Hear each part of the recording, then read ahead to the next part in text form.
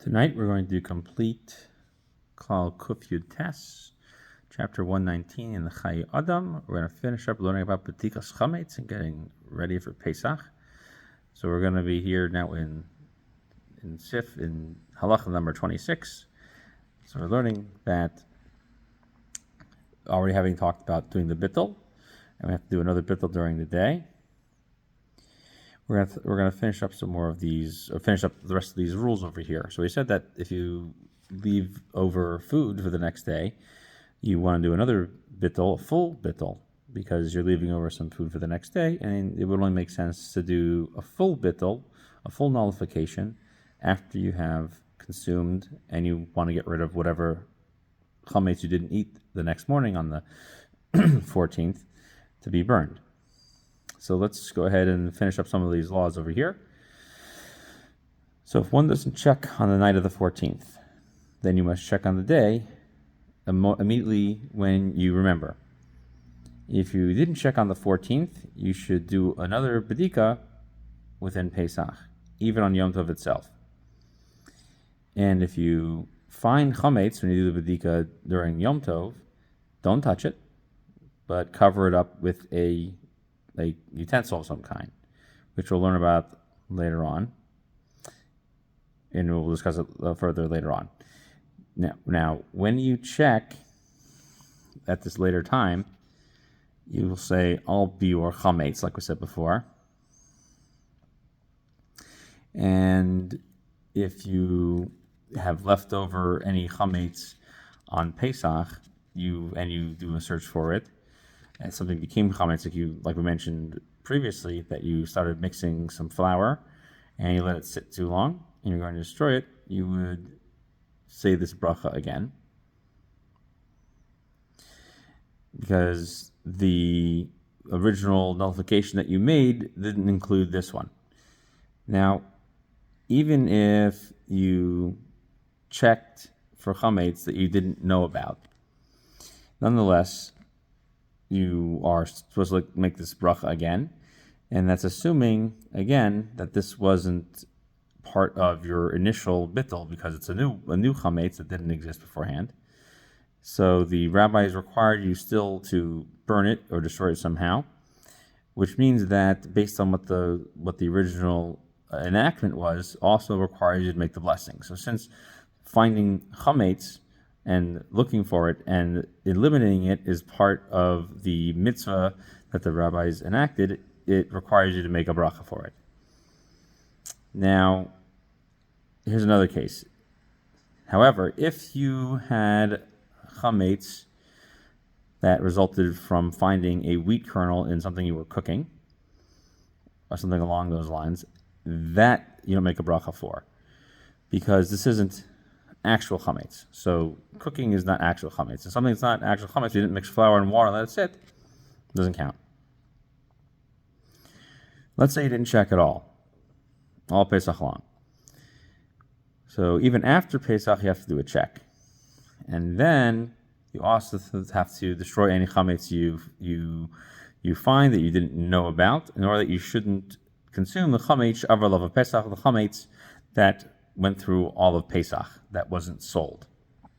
And it's also prohibited from any benefit. Now, nowadays, that doesn't apply because many of us sell it. So this rule wouldn't necessarily apply. So this would only apply if you didn't sell your chametz to a non-Jew with the shtar and all those other things. However, the difference with this type of checking, even though the rabbis required you to do it, you don't say a bracha on it, because since it's not prohibited by Torah law, it's only prohibited rabbinically because of a penalty. It's not part of the original enactment of the rabbis. So too, if you have chametz that's smaller than a kazayas, so a kazayas is about 5 ounces worth, about the size of a matchbox, if you were kind of trying to picture it, you also don't say this bracha, don't say this blessing, because that would not be a requirement by Torah law to destroy it. We are now in Chav Ches. We're almost done with this. We're almost done with this klal. All the bedikos, all the searches that you do, even when you do the check during the day, you also have to use them with a candle, just like at night. 29. Let's say you find chametz on Chol Moed. you should make this bracha and take it out of your house.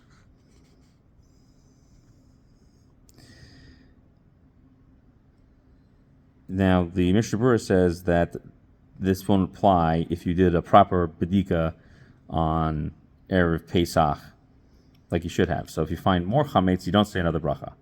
It sounds like from here that you would say a bracha, but the Mishnah Berurah passes we don't. And you should take this out, but you find, and burn it. If you find chametz on Yom Tov Sheni, the second day of Yom Tov, and you're outside the land of Israel, and also the last day of Pesach, meaning the 8th day outside of the land of Israel, you don't burn it on that day because it's considered an av malacha on that day, meaning going ahead and burning it, turning it into a coal is not sorech ochel nefesh, and it's not considered for the purpose of eating. You're destroying something that's prohibited from benefit. So you're not allowed to burn that because you're not going to eat it. No one's allowed to eat it. Instead, you should throw it to the trash or some other disgusting place that no one can eat it. And even though we say that it's prohibited to move it because we've made chametz muksa on Yom Tov Sheni, many people are lenient that for the mitzvah of destroying it, you can move it. It's further said that on Yom Tov Sheni is the same rule as Yom Tov Rishon, and if you have already nullified all your chametz, that's when you are allowed to go ahead and move it. And the Mishnah Berurah says this as well. He follows this opinion.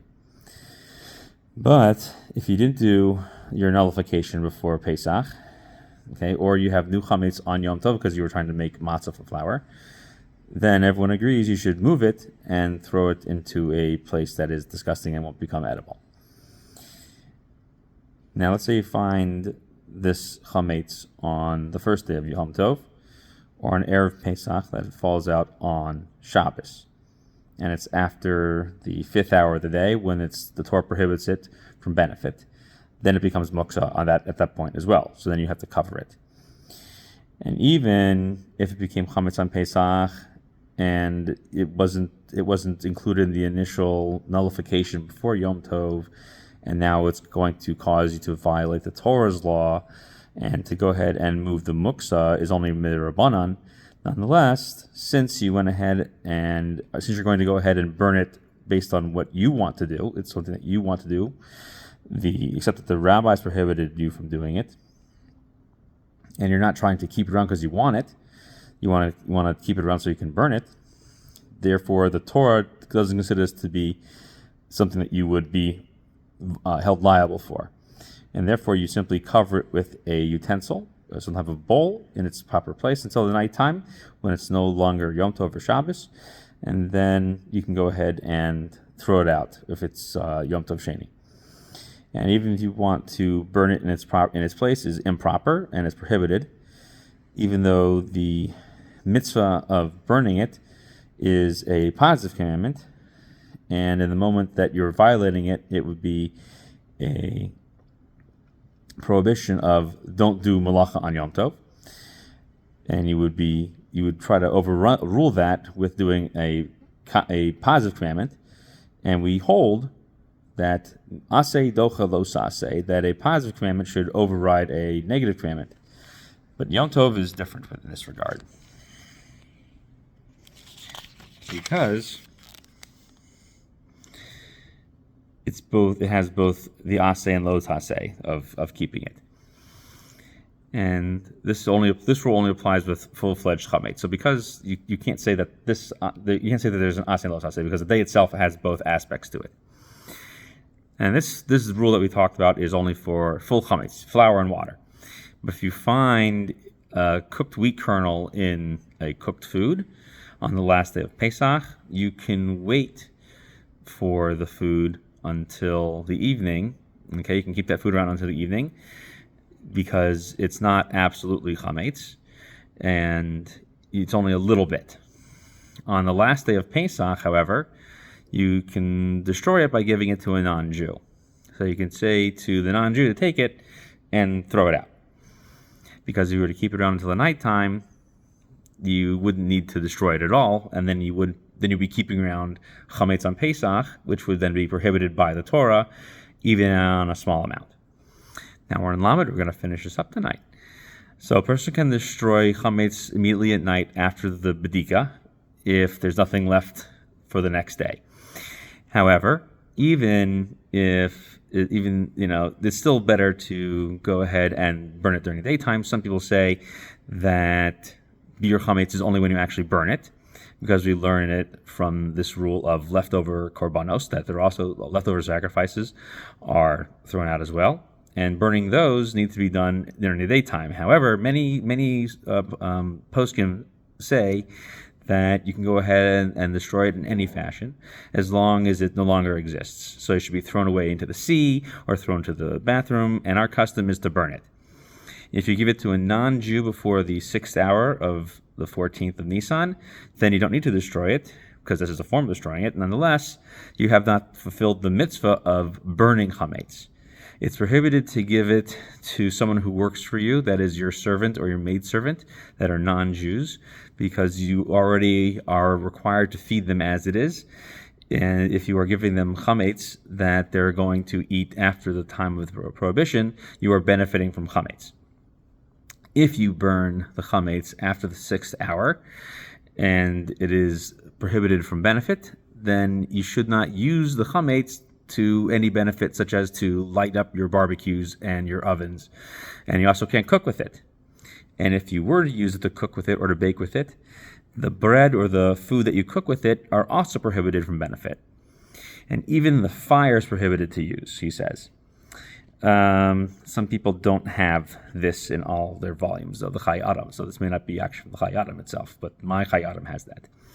Now, if you were to have wood that's permitted to be used, and you're mixing the chametz with the wood, that's called zev gorem, and you're not allowed to use that either. Okay, because you're going to have improvement of the coals of the chametz, improving the bread, and that's as if you're using the actual prohibited substance itself. And so too, any coals left over after you burn the bread are also prohibited. Why? Because when you've burned it, it's still considered a prohibited object from benefit. If you burn chametz before the 6th hour, or it becomes so worn out that it is not even fit for a dog to eat, or you take the chametz and turn it into something that could be sat upon, and you smear it and cover it with pitch or tar, then you can keep it around for Pesach. If this little bit of chametz falls into a cooked item on Pesach, it is technically batal barov. It is nullified in the rov, because it is considered complete and total dust. So since it was burned up, it's complete and total dust. Tam v'nishalim kol kufyates. We have finished all the laws of bedika for getting rid for bedika's chametz, and we will continue. We will pick up with the next section, Be'ez Hashem, very soon. Called